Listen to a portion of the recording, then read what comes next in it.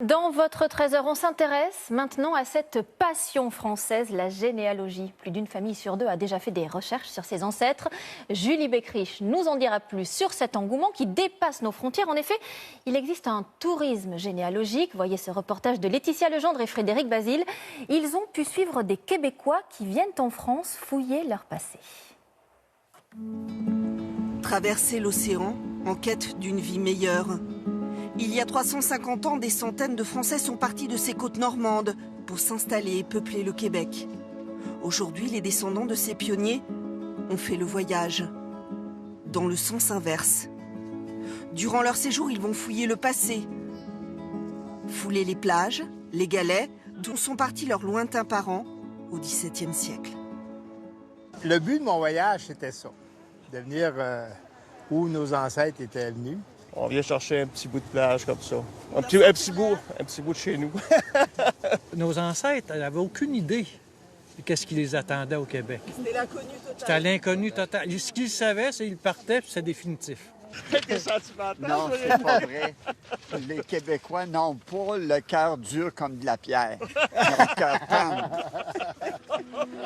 Pour peupler ces nouvelles terres des Amériques, le roi envoie depuis Dieppe des soldats, des artisans, mais aussi des femmes. Sous Louis XIV, elles sont des centaines, en majorité des orphelines à partir pour la Nouvelle-France, afin de fonder une famille. On les appelle alors les filles du roi, dont ces Québécois sont les descendants. Ce sont les mères de la nation. Si on ne les avait pas eues, on n'aurait pas cette descendance, c'est sûr. Elles étaient vaillantes et accouchaient parfois seules, ou avec l'aide de leur mari, on l'espère. Non. Étape importante du voyage, symbolique pour ce groupe de passionnés, la pose d'une plaque en mémoire de Jeanne Chevalier, une pionnière. Voici la plaque. En 1671, cette fille du roi part s'installer au Québec. Je suis certaine que l'esprit de Jeanne Chevalier nous entoure aujourd'hui. Dans cette nouvelle France, elle aura 3 maris, 9 enfants et une nombreuse descendance aujourd'hui reconnaissante. C'est très remuant. C'est très émouvant. Vraiment. Je suis très heureuse de ce que je vis aujourd'hui. Pour moi, c'est phénoménal, là, la difficulté à réaliser. C'est qu'une partie de mon identité qui se précise. Là. Vous savez, notre identité au Québec, elle est incomplète. On réalise ça maintenant quand on est ici. Hein, la recherche de l'identité, c'est jamais fini. Pour le groupe de touristes, direction le Perche, où un musée est même consacré à cette émigration. Bonjour messieurs, dames.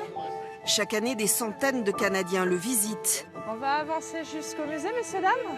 Oui. Sous Louis XIV, près de 300 enfants du pays ont quitté la France pour le nouveau continent. Les départs se font dès le XVIIe siècle. La qualité de vie en Nouvelle-France est meilleure qu'en France. Et les enfants atteignent beaucoup plus facilement l'âge de 3 ans et le dépassent même. L'un des ancêtres de ce touriste fait partie de ces aventuriers.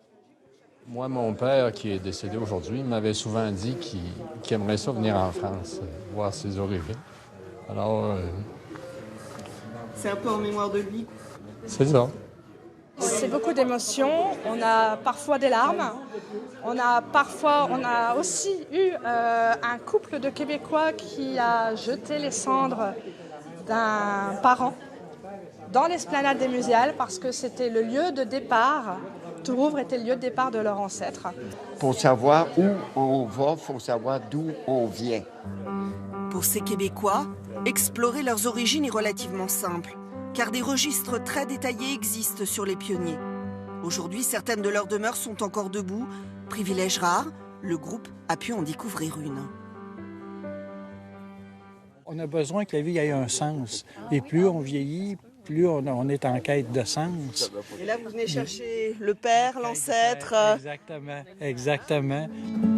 Un pèlerinage singulier pour faire revivre le passé. Ces Québécois ont promis de revenir, pour certains, avec leurs enfants, goûter à un petit bout de cette France oubliée. Oui, voilà pour ces Québécois qui viennent chercher leurs racines en France. On va continuer de parler généalogie avec vous, Julie Beckrich. C'est vraiment une passion, un passe-temps pour de nombreux Français. Eh oui, puisque 4 millions de Français essayent de constituer leur arbre généalogique et 9 Français sur 10 se disent intéressés par cette démarche sans trouver le temps pour s'y mettre. Alors justement, comment s'y prendre quand on veut commencer?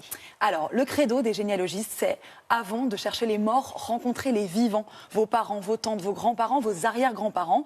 Demandez-leur de vous raconter leur vie et de vous montrer leurs photos, les photos de famille, de mariage, des faire-part, des livrets de famille, des mines d'or qui vont vous permettre de dessiner les premières strates de votre arbre. Ensuite, récupérez les actes d'état civil à la mairie, puis aux archives départementales. C'est sans rendez-vous, l'accès au fonds est gratuit, c'est un service public.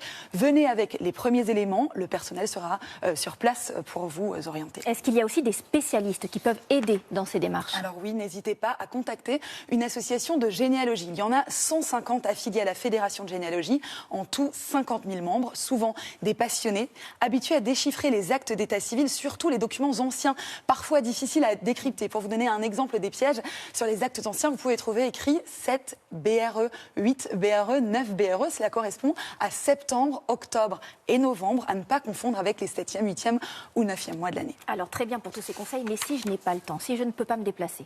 Alors, pour ça, il y a Internet. Plusieurs sites se sont spécialisés. Vous pourrez consulter des arbres généalogiques déjà constitués et recoupés avec vos premières recherches ou encore accéder à 100 millions d'actes d'état civil numérisés, des services payants. Notez quand même que le temps est la condition sine qua non. Il faut mener sa petite enquête, fouiller dans les archives. Ça fait partie du plaisir de la généalogie et surtout, ça répondra mieux à vos attentes. Merci beaucoup, Julie Beckrich, pour tous ces conseils. On poursuit